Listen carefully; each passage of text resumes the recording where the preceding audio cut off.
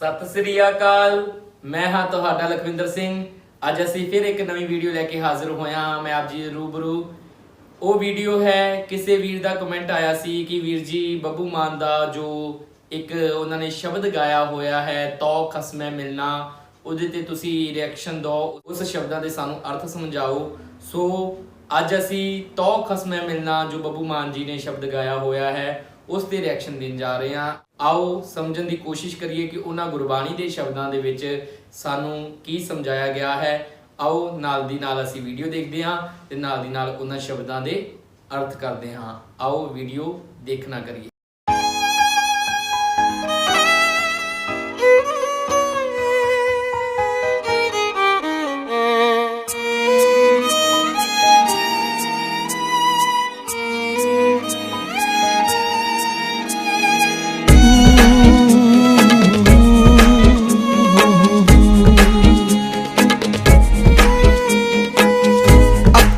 बाजो वेखना विण कन्ना सुनना,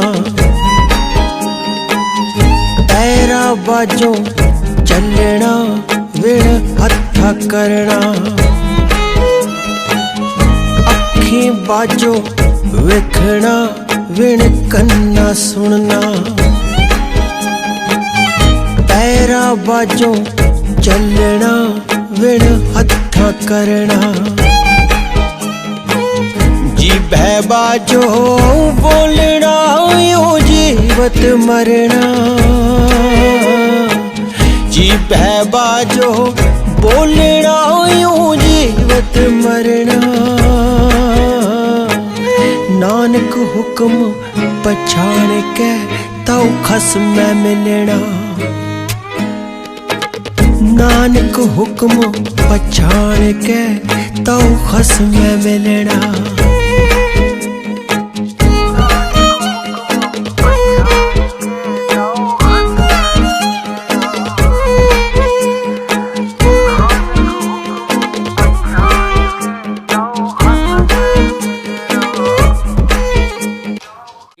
शब्द का पहला पैरा दूजे पातशाह जी का यह श्लोक है जो धन गुरु ग्रंथ साहब जी के पावन अंग 139 अंग ते सुभाईमान है। इस दे विच गल कीती है अखी बाजो वेखना विन कन्ना सुनना दा भाव कि अखां तो बिना देखना। अखां तो बिना देखण दा भाव कि अखां ने पर इन्हां अखां दे नाल पराए रूप देखण तो इस नूं हटाना भाव कि किसी इस अखां दे नाल किसी दे नाल गलत ना किसी नूं देखिए। भाई गुरदास जी दा वचन है ना कि देख पराइयां चंगियां मावां भैणां धीआं जाने ਇਹ ना होए कि इन्हां अखां दे नाल तैनूं अपनी भैण दा भैण नज़र आवे पर दूसरे दी भैण तैनूं भैण ना नज़र आवे। कहंदे इन्हां अखां दे नाल परतरै रूप ना पेखै नित्र, किसी वल देख के उस दे प्रति कदी गलत ना सोची। इनू कहते हैं अखां बाजों वेखना। विन कन्ना सुनना दा भाव कि कन्ना तो बिना सुनना। कन्ना तो बिना सुनन दा भाव हुंदा है कि कन्ना निंदिया तो बिना सुनना। हमेशा भैड़ियां गल्लां सुनन दे विच चस्के ना रखने कि जदों कोई गल भैड़ी करे तो उहदे वल उस वेले ध्यान जावे ते जदों कोई चंगी गल समझावे ते उदों तूं उहदे वल्लों कंन कतरा लवें। ते इह ना होवे कि बुरे काम को ऊठ खलोया नाम की बेला पै पै सोया कि बुरे काम नूं तो कंन ऐ खड़े हो जाण सुनने वास्ते ऐ खड़े हो जाण, पर जदों कोई चंगी गल समझावे चंगा गाइडेंस करे उदों उहदे वल ध्यान ही ना दवे उदों उस गल नूं गौर ना करे। दूजी पंक्ति है पैरां बाजो चलना विन हत्थां करना कि पैरां तो बिना चलना। पैरां तो बिना चलना भाव कि इन्हां पैरां दे नाल गलत रस्ते चलन तो इन्हां पैरां नूं रोकना। जे अज सवेरे तुरिया गुरु घर वाल नूं ते इन्हां पैरां नूं चलन दे, पर जे यही पैर शाम नूं ठेके वाल नूं तुरन ना, दारू दी बोतल पीण वास्ते तुरन ते इन्हां पैरां नूं उस पैरां नूं संकुचना कि नहीं मना मेरे सेहत वास्ते ये चीज़ माड़ी है, खराब है मेरी सेहत वास्ते।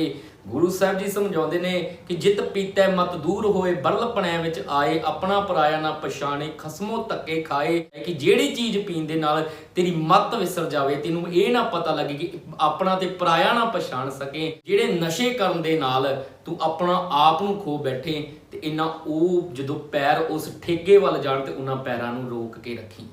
विण हत्थां करना कि यही हथ ਜਦੋਂ ਕਿਤੇ ਗਲਤ ਕਰਨ ਵਾਸਤੇ ਵਧਣ ਤੇ ਇਹਨਾਂ ਹੱਥਾਂ ਕਰਨਾ ਕਿ ਇਹਨਾਂ ਹੱਥਾਂ ਨੂੰ ਰੋਕ ਕੇ ਰੱਖੀ। ਜਦੋਂ ਭਲਾਈ ਦਾ ਕੰਮ ਕਰਨ ਤੇ ਇਹਨਾਂ ਹੱਥਾਂ ਨੂੰ ਜ਼ਰੂਰ ਅੱਗੇ ਵਧਾਵੀਂ, ਪਰ ਜਦੋਂ ਇਹੀ ਹੱਥ ਗਲਤ ਕੰਮ ਕਰਨ ਵਾਸਤੇ ਅੱਗੇ ਤੁਰਨ ਤੇ ਇਹਨਾਂ ਹੱਥਾਂ ਦਾ ਗੁਰੇਜ਼ ਕਰੀ। ਅਗਲੀ ਪੰਕਤੀ ਹੈ, ਜੀਭੇ ਬਾਝੋਂ ਬੋਲਣਾ ਇਉਂ ਜੀਵਤ ਮਰਨਾ, ਕਿ ਜੀਭ ਤੋਂ ਬਿਨਾ ਬੋਲਣਾ। ਜੀਭ ਤੋਂ ਬੋਲਣ ਦਾ ਭਾਵ ਕਿ ਇਹਨਾਂ ਬੋਲਾਂ ਦੇ ਥਰੂ ਜੇ ਕਿਸੇ ਪ੍ਰਤੀ ਗਲਤੀ ਹਮੇਸ਼ਾ ਕੁਝ ਬੋਲਣਾ ਤੇ ਇਹਨੂੰ ਹਟਾ ਉਸ ਬੋਲਣ ਤੋਂ। ਜੇ ਇਸ ਬੋਲਾਂ ਥਰੂ ਕਿਸੇ ਨੂੰ ਗਾਈਡੈਂਸ ਕਰਦਾ ਹੈ, ਚੰਗੀ ਸਲਾਹ ਦੇਣਾ ਹੈ, ਚੰਗਾ ਰਸਤਾ ਦਿਖਾਉਣਾ ਹੈ ਤੇ ਫਿਰ ਇਸ ਜੀਭ ਨੂੰ ਬੋਲੇ। ਪਰ ਜਦੋਂ ਇਹ ਜੀਭ ਕੁਝ ਗਲਤ ਬੋਲੇ ਤੇ ਇਹਨਾਂ ਜੀਭਾਂ ਨੂੰ ਆਪਣੇ ਬੋਲਾਂ ਨੂੰ ਸੰਕੋਚਣਾ, ਕਿਉਂਕਿ ਜੋ ਬੋਲਾਂ ਦੇ ਤੀਰ ਹੁੰਦੇ ਨੇ ਨਾ, ਇਹ ਬੜੇ ਗਹਿਰੇ ਲੱਗਦੇ ਨੇ ਕਿਸੇ ਤੇ ਸੋਚ ਸਮਝ ਕੇ ਬੋਲਿਆ ਕਰੀਏ ਅਸੀਂ। ਤੇ ਇਸ ਨੂੰ ਕਹਿੰਦੇ ਇਉਂ ਜੀਵਿਤ ਮੰਨਣਾ, ਕਿ ਜਿਉਂਦਿਆਂ ਜਾਗ ਆਪਣੇ ਇਹਨਾਂ ਗਿਆਨ ਇੰਦਰੀਆਂ ਨੂੰ ਉਹਨਾਂ ਸੰਕੋਚ ਕੇ ਚੱਲਣਾ ਤੇ ਇਹਨਾਂ ਨੂੰ ਆਪਣੇ ਭੈੜੇ ਕਰਮਾਂ ਤੋਂ ਮਾਰ ਕੇ ਰੱਖਣਾ। ਇਹਨਾਂ ਆਪਣੇ ਗਿਆਨ ਇੰਦਰੀਆਂ ਨੂੰ, ਅੱਖਾਂ ਨੂੰ, ਕੰਨਾਂ ਨੂੰ, ਜੀਭ ਨੂੰ, ਰਸਨਾਂ ਨੂੰ, ਪੈਰਾਂ ਨੂੰ, ਹੱਥਾਂ ਨੂੰ, ਇਹਨਾਂ ਨੂੰ ਜਿਉਂਦੇ ਜੀ ਆਪਣੇ ਜੀਵਨ ਦੇ ਵਿੱਚ ਗਲਤ ਕੰਮਾਂ ਤੋਂ ਰੋਕ ਕੇ ਰੱਖਣਾ। ਇਹਨੂੰ ਕਹਿੰਦੇ ਨੇ ਜੀਵਤ ਮਰਨਾ। ਲਾਸਟ ਪੰਕਤੀ ਦੇ ਵਿੱਚ ਗੱਲ ਕੀਤੀ ਹੈ ਕਿ ਨਾਨਕ ਹੁਕਮ ਪਛਾਣ ਕੇ ਤੋ ਖਸਮੈ ਮਿਲਣਾ। ਜਦੋਂ ਇਹ ਹੁਕਮ ਪਹਿਚਾਨ ਲਵੇਂ, ਕਿ ਇਹ ਸਮਝ ਲਵੇਂ ਕਿ ਮੇਰੇ ਇਹਨਾਂ ਅੱਖਾਂ ਨੂੰ ਵਰਤਣ ਦਾ ਤਰੀਕਾ ਸਮਝ ਲਵੇਂ, ਇਹਨਾਂ ਕੰਨਾਂ ਨੂੰ ਵਰਤਣ ਦਾ ਤਰੀਕਾ ਸਮਝ ਲਵੇਂ, ਇਹਨਾਂ ਹੱਥਾਂ ਨੂੰ ਸਹੀ ਯੂਜ਼ ਕਰਨ ਦਾ ਤਰੀਕਾ ਸਮਝ ਲਵੇਂ, ਇਹਨਾਂ ਪੈਰਾਂ ਨੂੰ ਸਹੀ ਰਸਤੇ ਤੁਰਨ ਦਾ ਤਰੀਕਾ ਸਮਝ ਲਵੇਂ, ਤੇ ਇਹ ਹੁੰਦਾ ਹੈ ਹੁਕਮ ਨੂੰ ਪਹਿਚਾਨਣਾ। ਉਸ ਨੂੰ ਕਹਿੰਦੇ ਨੇ ਖਸਮੈ ਮਿਲਣਾ, ਕਿ ਇਹਨੂੰ ਕਹਿੰਦੇ ਨੇ ਖਸਮ ਨੂੰ ਮਿਲਣਾ। ਭਾਵ ਕਿ ਖਸਮ ਕਿਹੜਾ ਹੈ? ਸਾਡਾ ਪਰਮਾਤਮਾ, ਤੇ ਪਰਮਾਤਮਾ ਕੀ ਹੈ? ਸਾਡਾ ਗਿਆਨ ਗੁਰੂ, ਸਮਝ ਗੁਰੂ, ਅਕਲ ਗੁਰੂ, ਸਾਡੀ ਕਾਮਨ ਸੈਂਸ। ਕਿਉਂਕਿ ਗੁਰਬਾਣੀ ਨੇ ਸਾਨੂੰ ਸ਼ਬਦ ਗੁਰੂ ਦੇ ਨਾਲ ਜੋੜਿਆ ਹੈ, ਤੇ ਇਹਨਾਂ ਸ਼ਬਦ ਗੁਰੂ ਦੀ ਜਦੋਂ ਚੰਗੀ ਸਿੱਖਿਆ ਦੇ ਨਾਲ ਜੋੜਿਆ ਹੈ, ਤੇ ਚੰਗੀ ਸਿੱਖਿਆ ਜਦੋਂ ਤੇਰਾ ਗੁਰੂ ਬਣ ਜਾਂਦੀ ਹੈ, ਫਿਰ ਹੱਥ, ਪੈਰ, ਕੰਨ, ਜੀਭ, ਅੱਖਾਂ, ਇਹ ਸਭ ਕੁਝ ਸਹੀ ਕਰਨ ਲੱਗ ਪੈਂਦੀਆਂ ਨੇ। ਇਸ ਕਰਕੇ ਇਹਨਾਂ ਸਾਰੇ ਗਿਆਨ ਇੰਦਰੀਆਂ ਦਾ ਜੋ ਇੱਕ ਡਰਾਈਵਰ ਹੈ, ਉਹ ਡਰਾਈਵਰ ਹੈ ਸਾਡਾ ਮਨ। ਤੇ ਉਸ ਮਨ ਨੂੰ ਅਸੀਂ ਸੁਧਾਰਨਾ ਹੈ, ਉਸ ਮਨ ਨੂੰ ਸਹੀ ਤਰੀਕੇ ਵੱਲ ਲੈ ਕੇ ਜਾਣਾ ਹੈ। ਤੇ ਗੁਰਬਾਣੀ ਕਹਿੰਦੀ ਹੈ, ਮਨ ਜੀਤੈ ਜਗ ਜੀਤ। ਆਓ ਸ਼ਬਦ ਨੂੰ ਅੱਗੇ ਦੇਖਣਾ ਕਰੀਏ।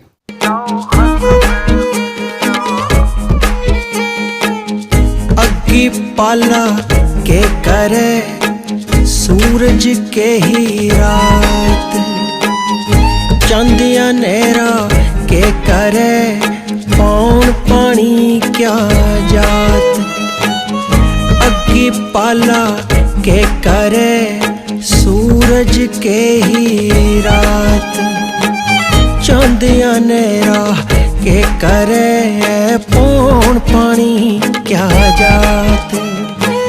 धरती चीज के करे जिस बिच सब किछ होए, धरती चीज के करे जिस बिच सब किछ होए। नानक ता पत जानिए जा पत रखे सोए। नानक ता पत जानिए जा पत रखे सोए। ਇਹ ਸੀ ਸ਼ਬਦ ਦਾ ਦੂਜਾ ਪੈਰਾ, ਜਿਸ ਦੇ ਵਿੱਚ ਗੱਲ ਕੀਤੀ ਹੈ। ਇਹ ਵੀ ਦੂਜੇ ਮਹਿਲੇ ਪਾਤਸ਼ਾਹ ਜੀ ਦਾ, ਗੁਰੂ ਅੰਗਦ ਪਾਤਸ਼ਾਹ ਜੀ ਦਾ ਹੀ ਸ਼ਲੋਕ ਹੈ, ਮਾਝ ਕੀ ਵਾਰ ਦੇ ਅੰਦਰ। ਤੇ ਇਹਦੇ ਵਿੱਚ ਗੱਲ ਕੀਤੀ ਹੈ, ਅੱਗੀ ਪਾਲਾ ਕੇ ਕਰੇ ਸੂਰਜ ਕੇ ਹੀ ਰਾਤ, ਕਿ ਅੱਗ ਪਾਲੇ ਦਾ ਕੁਝ ਵਿਗਾੜ ਨਹੀਂ ਸਕਦੀ। ਪਾਲਾ ਕਹਿੰਦੇ ਨੇ ਠੰਡ ਨੂੰ, ਕੱਕਰ ਨੂੰ, ਤੇ ਰਾਤ ਸੂਰਜ ਦਾ ਕੁਝ ਵਿਗਾੜ ਨਹੀਂ ਸਕਦੀ। ਤੇ ਦੂਜੀ ਪੰਕਤੀ ਹੈ, ਚੰਦ ਹਨੇਰਾ ਕੇ ਕਰੇ ਪੌਣ ਪਾਣੀ ਕਿਆ ਜਾਤ, ਚੰਦਰਮਾ ਹਨੇਰੇ ਦਾ ਕੁਝ ਵਿਗਾੜ ਨਹੀਂ ਸਕਦਾ, ਪੌਣ ਪਾਣੀ ਕਿਆ ਜਾਤ। ਇਹ ਜਿਹੜੇ ਪੰਜ ਤੱਤ ਨੇ, ਇਹ ਉੱਚੀ ਨੀਵੀਂ ਜਾਤ, ਇਹਨਾਂ ਦਾ ਕੁਝ ਵਿਗਾੜ ਨਹੀਂ ਸਕਦੀ। ਅਗਲੀ ਪੰਕਤੀ ਹੈ, ਧਰਤੀ ਚੀਜੀ ਕੇ ਕਰੇ ਜਿਸ ਵਿੱਚ ਸਭ ਕੁਝ ਹੋਏ, ਕਿ ਧਰਤੀ ਦਾ ਉਹ ਚੀਜ਼ਾਂ ਕੁਝ ਵਿਗਾੜ ਨਹੀਂ ਸਕਦੀਆਂ ਜਿਹੜੀਆਂ ਧਰਤੀ ਦੇ ਵਿੱਚੋਂ ਹੀ ਪੈਦਾ ਹੋਈਆਂ ਨੇ। ਨਾਨਕ ਤਾਂ ਪਤ ਜਾਣੀਏ ਜਾ ਪਤ ਰੱਖੇ ਸੋਏ। ਤੇ ਇਸ ਲਾਸਟ ਪੰਕਤੀ ਦੇ ਵਿੱਚ ਬਹੁਤ ਸੋਹਣੀ ਗੱਲ ਕੀਤੀ ਹੈ ਕਿ ਉਹੀ ਇੱਜ਼ਤ ਅਸਲੀ ਸਮਝੋ ਜਿਹੜੀ ਸਾਨੂੰ ਉਸ ਗਿਆਨ ਪ੍ਰਭੂ ਪਰਮਾਤਮਾ ਤੋਂ ਮਿਲੀ ਹੈ। ਜਿਹੜੇ ਸੱਚੇ ਗਿਆਨ ਤੋਂ ਸਾਨੂੰ ਅਕਲ ਮਿਲੀ ਹੈ, ਉਸ ਅਕਲ ਨੂੰ ਕੋਈ ਵਿਗਾੜ ਨਹੀਂ ਸਕਦਾ, ਉਸ ਨੂੰ ਕੋਈ, ਸਾਡੀ ਕਾਮਨ ਸੈਂਸ ਨੂੰ ਕੋਈ ਖੋ ਨਹੀਂ ਸਕਦਾ। ਤੇ ਇਸ ਸ਼ਬਦ ਦੀ ਵੀਡੀਓ ਦੇ ਵਿੱਚ ਵੀ ਜੋ ਚੀਜ਼ ਦਿਖਾਈ ਗਈ ਹੈ ਕਿ ਜਿਹਦੇ ਕੋਲ ਅਕਲ ਹੈ, ਜਿਹਦੇ ਕੋਲ ਸਮਝ ਹੈ, ਉਹਦੇ ਸਾਹਮਣੇ ਕੋਈ ਚੀਜ਼ ਕਿਸੇ ਦੀ ਡਿੱਗ ਵੀ ਪੈਂਦੀ ਹੈ ਤੇ ਉਹਦੇ ਅੰਦਰ ਚੋਰੀ ਦੀ ਭਾਵਨਾ ਨਹੀਂ ਆਉਂਦੀ, ਉਹਦੇ ਅੰਦਰ ਇਮਾਨਦਾਰੀ ਹੁੰਦੀ ਹੈ ਤੇ ਉਹ ਚੀਜ਼ ਉਸ ਨੂੰ ਚੁੱਕ ਕੇ ਵਾਪਸ ਫੜਾ ਦਿੰਦਾ ਹੈ। ਤੇ ਜਿਹਦੇ ਕੋਲ ਸਮਝ ਹੈ, ਅਕਲ ਹੈ, ਤੇ ਉਹਦਾ ਕੋਈ ਵੀ ਕੁਝ ਵਿਗਾੜ ਨਹੀਂ ਸਕਦਾ। ਉਹਦੇ ਤੇ ਦੁੱਖ ਵੀ ਆਉਂਦੇ ਨੇ ਤੇ ਦੁੱਖਾਂ ਦਾ ਵੀ ਉਹ ਡਟ ਕੇ ਸਾਹਮਣਾ ਕਰਦਾ। ਦੁੱਖ ਵੀ ਉਹਨਾਂ ਦਾ ਕੁਝ ਵਿਗਾੜ ਨਹੀਂ ਸਕਦੇ। ਉਹ ਚੜ੍ਹਦੀ ਕਲਾ ਦੇ ਵਿੱਚ ਰਹਿੰਦੇ ਨੇ ਹਮੇਸ਼ਾ। ਤੇ ਇਹ ਚੀਜ਼ ਸਾਨੂੰ ਹਮੇਸ਼ਾ ਗੁਰਬਾਣੀ ਚੜ੍ਹਦੀ ਕਲਾ ਦੇ ਵਿੱਚ ਰਹਿਣਾ ਸਿਖਾਉਂਦੀ ਹੈ। ਆਓ ਸ਼ਬਦ ਨੂੰ ਅੱਗੇ ਲਿਖਣਾ ਕਰੀਏ।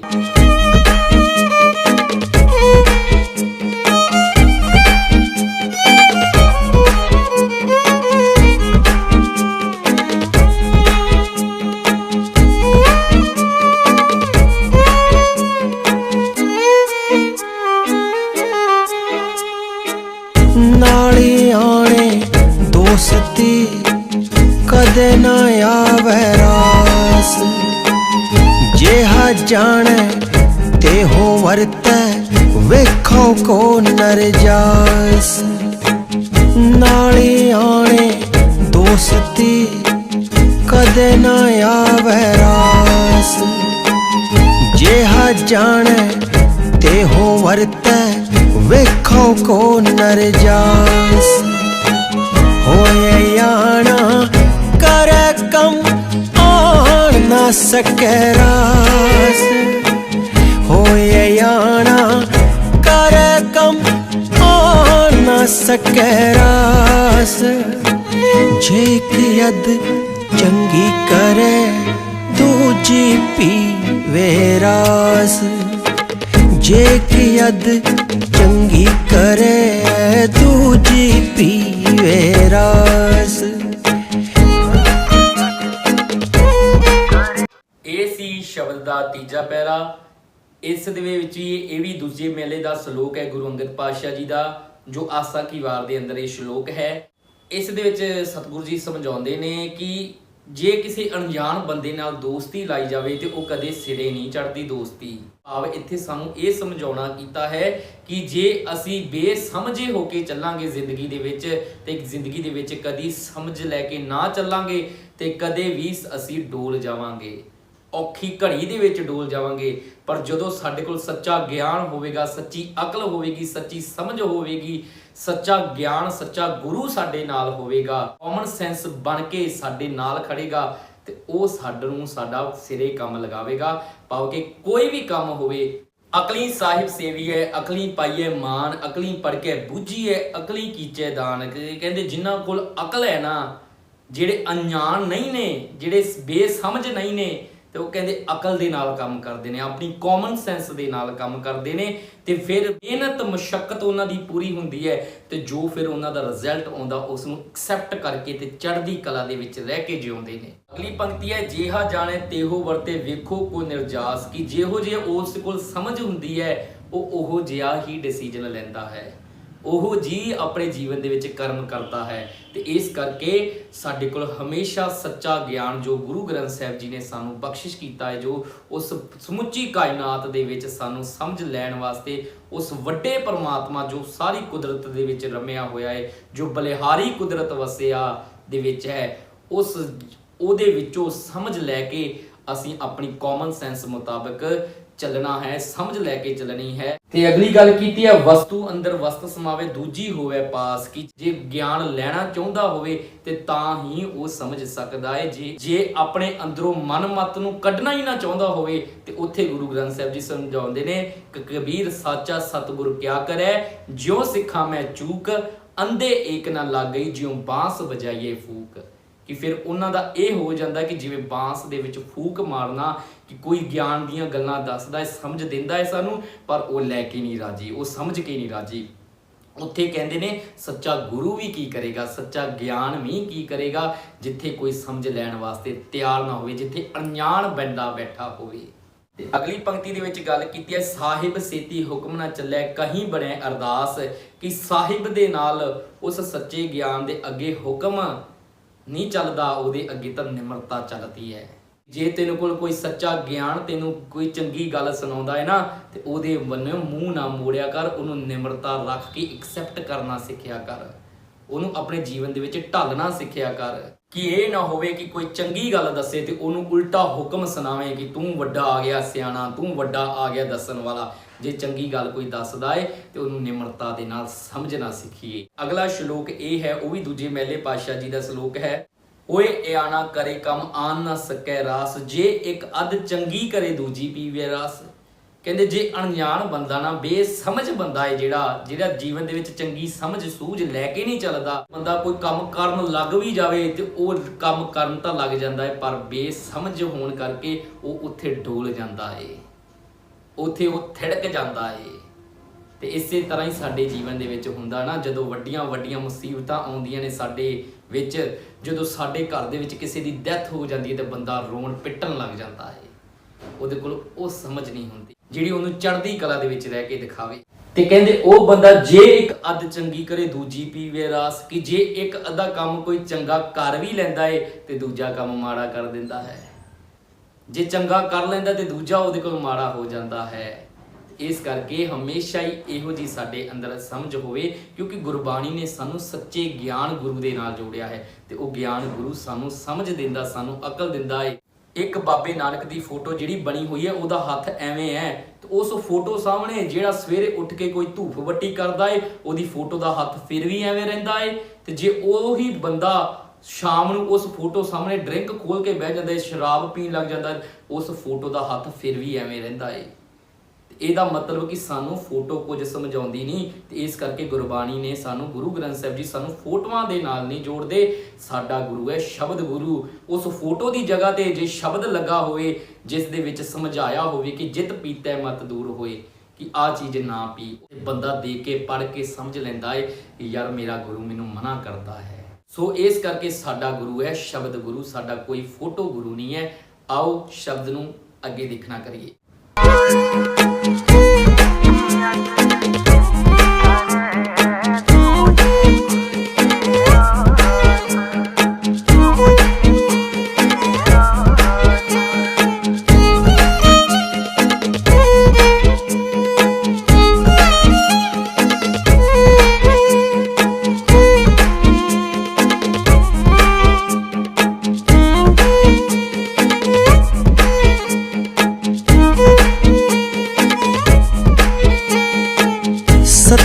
पहरी सत भला बहिए पढ़िया पास, उथे पाप पुन विचारिए कूड़े घटहरास।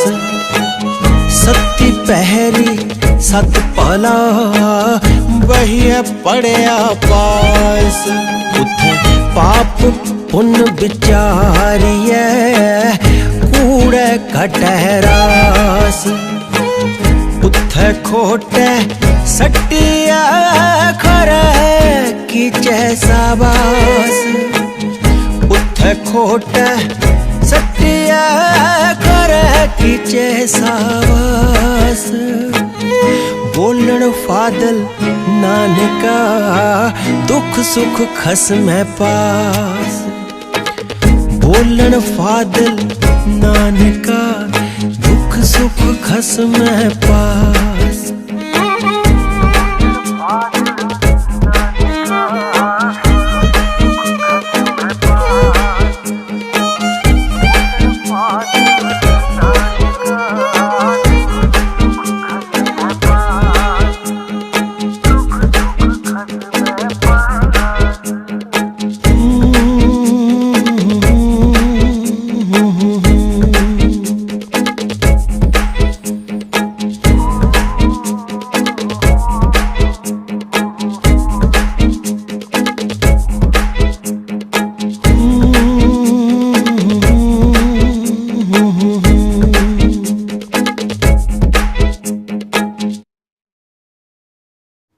ਇਹ ਸੀ ਸ਼ਬਦ ਦਾ ਲਾਸਟ ਪੈਰਾ, ਜਿਸ ਦੇ ਵਿੱਚ ਗੱਲ ਕੀਤੀ ਹੈ ਸੱਤੀ ਪੈਰੀ ਸਤ ਭਲਾ ਬਹੀਏ ਪੜਿਆ ਪਾਸ। ਭਾਵ ਕਿ ਸੱਤਾਂ ਪੈਰਾਂ ਦੇ ਵਿੱਚ ਜੇ ਇੱਕ ਅਸੀਂ ਅੰਮ੍ਰਿਤ ਵੇਲਾ, ਕਿਉਂਕਿ ਗੁਰਬਾਣੀ ਦੇ ਅਨੁਸਾਰ ਅੰਮ੍ਰਿਤ ਵੇਲਾ ਉਹ ਹੈ ਅੰਮ੍ਰਿਤ ਵੇਲਾ ਸੱਚ ਨਾਉ, ਜਦੋਂ ਸੱਚੇ ਗਿਆਨ ਦੇ ਨਾਲ ਤੇਰੀ ਸਾਂਝ ਪਵੇ ਉਹੀ ਤੇਰਾ ਅੰਮ੍ਰਿਤ ਵੇਲਾ ਹੈ। ਉਸ ਸੱਚੇ ਗਿਆਨ ਦੀ ਵਿਚਾਰ ਨੂੰ ਐਕਸੈਪਟ ਕਰਦਾ ਹੈ, ਤੇਰਾ ਉਹੀ ਅੰਮ੍ਰਿਤ ਵੇਲਾ ਬਣ ਜਾਂਦਾ ਹੈ। ਅਸੀਂ ਸਵੇਰ ਜਲਦੀ ਉੱਠੀਏ, 4 ਵਜੇ ਉੱਠੀਏ, 5 ਵਜੇ ਉੱਠੀਏ, ਜਦੋਂ ਤੁਹਾਡਾ ਮਨ ਉਦੋਂ ਉੱਠੀਏ, ਪਰ ਅੰਮ੍ਰਿਤ ਵੇਲਾ ਜਿਹੜਾ ਹੈ ਨਾ, ਉਦੋਂ ਜਦੋਂ ਅਸੀਂ ਅੰਮ੍ਰਿਤ ਰੂਪੀ ਵਿਚਾਰਾਂ ਨੂੰ ਆਪਣੇ ਜੀਵਨ ਦੇ ਵਿੱਚ ਲੈ ਕੇ ਆਉਂਦੇ ਹਾਂ ਤੇ ਸਾਡਾ ਉਹੀ ਵੇਲਾ ਅੰਮ੍ਰਿਤ ਵੇਲਾ ਬਣਦਾ ਹੈ। ਤੀਜੇ ਪਾਤਸ਼ਾਹ ਜੀ ਦਾ ਬਚਨ ਹੈ ਨਾ ਕਿ ਜੇ ਵੇਲਾ ਵਕਤ ਵਿਚਾਰੀਏ ਤਾਂ ਕਿਤ ਵੇਲਾ ਭਗਤ ਹੋਏਗੀ। ਜੇ ਭਗਤੀ ਕੋਈ ਖਾਸ ਵੇਲੇ ਵੇਲੇ ਹੀ ਕਰਨੀ ਹੋਵੇ ਤੇ ਕਿਹੜਾ ਵੇਲਾ ਸ਼ੁੱਧ ਹੈ। ਤੇ ਇਸ ਕਰਕੇ ਗੁਰਬਾਣੀ ਕਹਿੰਦੀ ਹੈ ਸਫਲ ਮੂਰਤ ਸਫਲਾ ਘੜੀ ਜਿਤ ਸੱਚੇ ਨਾਲ ਪਿਆਰ। ਜਦੋਂ ਸੱਚੇ ਗਿਆਨ ਦੇ ਨਾਲ ਤੇਰਾ ਪਿਆਰ ਪੈਂਦਾ ਹੈ, ਸਤਿਗੁਰੂ ਭਾਵ ਕਿ ਸੱਚਾ ਗੁਰੂ, ਸਤਨਾਮ ਨਾਮ ਦਾ ਅਰਥ ਹੈ ਗਿਆਨ, ਸੱਚਾ ਗਿਆਨ। ਸੱਤਾਂ ਪਹਿਰਿਆਂ ਦੇ ਵਿੱਚ, ਉਹਨਾਂ ਪਹਿਰਿਆਂ ਦੇ ਵਿੱਚ ਇੱਕ ਪਹਿਰ ਦੇ ਵਿੱਚ ਜੇ ਤੂੰ ਉੱਠ ਕੇ ਸ਼ਬਦ ਗਿਆਨ ਗੁਰੂ ਦੇ ਨਾਲ ਸਾਂਝ ਵੀ ਪਾਉਣਾ ਹੈ ਤੇ ਉਸ 7 ਪਹਿਰੇ ਦੇ ਵਿੱਚ ਉਸ ਨੂੰ ਯਾਦ ਰੱਖਿਆ ਕਰ ਕਿ ਮੇਰੇ ਗੁਰੂ ਸਾਹਿਬਾਨ ਨੇ ਆਹ ਚੀਜ਼ ਮੈਨੂੰ ਸਮਝਾਈ ਹੈ। ਤੇ ਬਹੀਏ ਪੜਿਆ ਪਿਆਸ ਕੇ ਗੁਰਮੁਖਾਂ ਦੇ ਨਾਲ ਬੈਠਣਾ। ਗੁਰਮੁਖ ਭਾਵ ਕਿ ਜਿਹੜੇ ਹਮੇਸ਼ਾ ਗੁਰੂ ਕਿਹੜਾ ਹੈ, ਜਿਹੜਾ ਤੈਨੂੰ ਹਮੇਸ਼ਾ ਗਾਈਡੈਂਸ ਕਰਦਾ ਰਵੇ।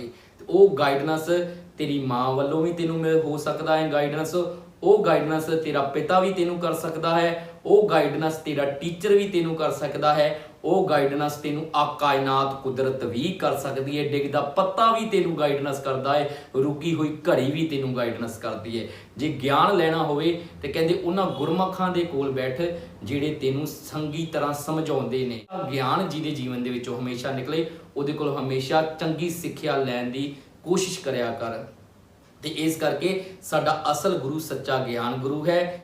ਉੱਥੇ ਪਾਪ ਪੁੰਨ ਵਿਚਾਰੀਐ ਕੂੜੈ ਕੱਟੈ ਰਾਸ। ਇਸ ਗੁਰਮੁਖਾਂ ਦੀ ਗੱਲ ਕੀਤੀ ਹੈ ਗੁਰੂ ਸਾਹਿਬਾਨ ਪਾਤਸ਼ਾਹ ਜੀ ਨੇ ਕਿ ਜਿਨ੍ਹਾਂ ਕੋਲ ਸੱਚਾ ਗਿਆਨ ਹੋਵੇ, ਜਿਹੜਾ ਤੈਨੂੰ ਸਹੀ ਰਸਤੇ ਵੱਲ ਤੋਰਨ, ਤੇ ਉਹਨਾਂ ਦੀ ਸੰਗਤ ਦੇ ਵਿੱਚ ਬਹਿ ਕੇ ਉਹਨਾਂ ਦੇ ਨਾਲ ਵਿਚਾਰ ਵਟਾਂਦਰਾ ਕਰਕੇ ਤੇ ਤੇਰੀ ਜਿਹੜੀ ਹੈ ਕੂੜ ਦੀ ਪੰਡ ਜਿਹੜੀ ਹੈ ਵਿੱਚੋਂ ਉਹ ਕੱਟਦੀ ਹੈ।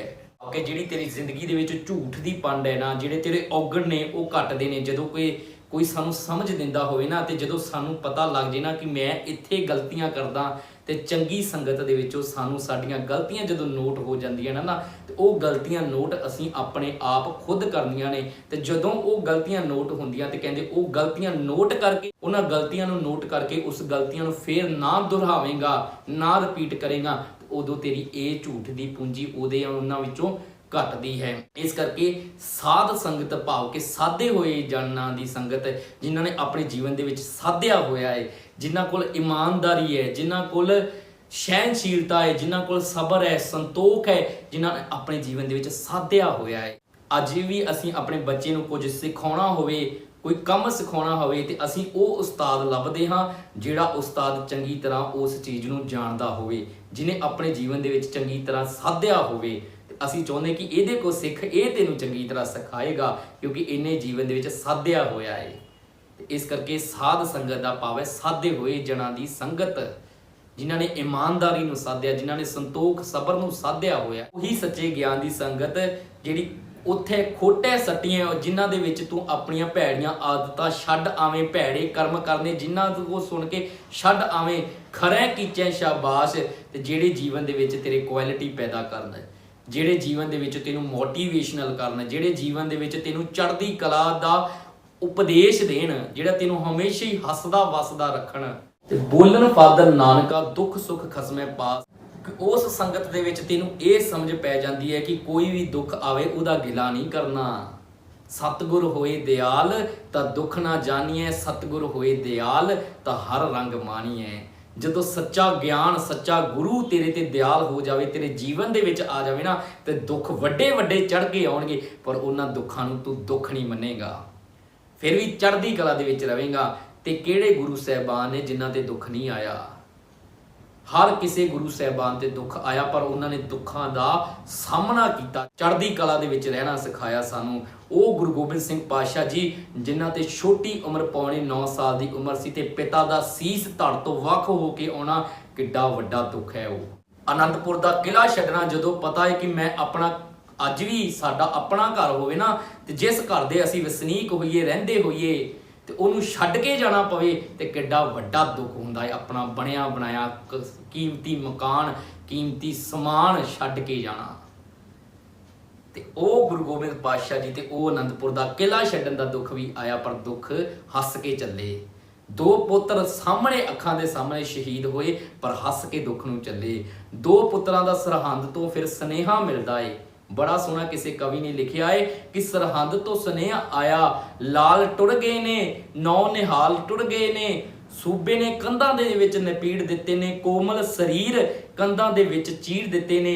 ते कहंदे इह गल सुन के गुरु गोबिंद सिंह पातशाह जी ਇਹ ਗੱਲ सुन के वो मुस्कुरा के उठिया, उन्हें नूरे माही को जा पूछिया कि तू रूब रूब सा उथे, कोई गल ना लुकाई, सचो सच दसी, कोई कहर ना कमाई, कोई हुब तानी केरी, कोई आ तानी कड्डी, मेरे लाला ने उची किते साह तानी कड्डी, तेसी नाल सट जद वजी सी करारी, मेरे लाला ने उची किते चीक तानी मारी।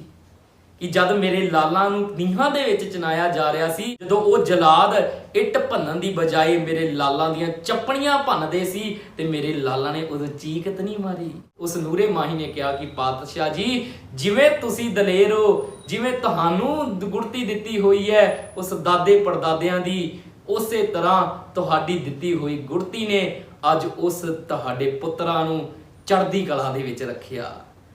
जिवें तुहाडे किसी टाइम पौने 9 साल की उम्र दे विच पिता दा सीस आया, तुसीं चढ़दी कला दे विच रहे सी, ते इसे तरह अज साहिबजादियां नूं तसीहे दिते गए, वो भी चढ़दी कला दे विच रहे ने।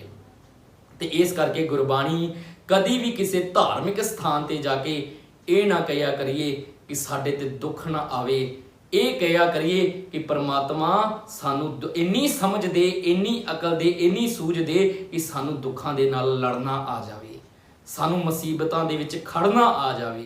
ते ये ना होवे कि कोई पुजारी तुहाडा तुसी दुख लैके जाओ ते वो तुहाडे दुखां नूं कैश करा लवे। क्योंकि हुंदा यही है कि कोई दुख लैके आउंदा, अरदासां करवाउंदा ते वो अगे समझ नहीं दिंदा, सच्चा ज्ञान नहीं दिंदा कि भलिया दुख का सामना करना सिख। गुरु ने दुख दे विच चढ़दी कला दे विच रहना सिखाया है। वो अगला अरदासां करके, वो अगला तेरे कोल पाठ दियां भेटावां लैके पाठ करके ते तेरे दुख नूं कैश करवा लैंदा है। ते अज दुखां नूं कैश ना करवाउण जाइए असीं धार्मिक स्थानां ते, दुखां विच किवें लड़ना है ये सीखण वास्ते जाइए।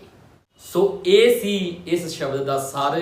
जे आप जी नूं इस शब्द की मेरे विचारां द्वारा तुहानूं व्याख्या वधिया लगी होवे तां इस नूं लाइक शेयर कमेंट जरूर करना। जे आप जी नूं किते भी किसी चीज़ की कोई गलती लगी होवे ते मेरे कमेंट बॉक्स दे विच जरूर दस्सण दी कृपालता करनी कि इत्थे तुसीं गलत होए सी तां जो मेरे ज्ञान दे विच वाधा हो सके। सो जे आप जी मेरे चैनल ते नवें आए हो तो मेरे चैनल नूं सबसक्राइब कर लो, बैल आइकन का बटन दबा दो तां जो आने वाली नवीं तो नवीं वीडियो का नोटिफिकेशन आप जी तक पहुँच सके। सो अगली वीडियो लैके बहुत फिर जल्द मिलते हाँ, उदों तक लई सत श्री अकाल।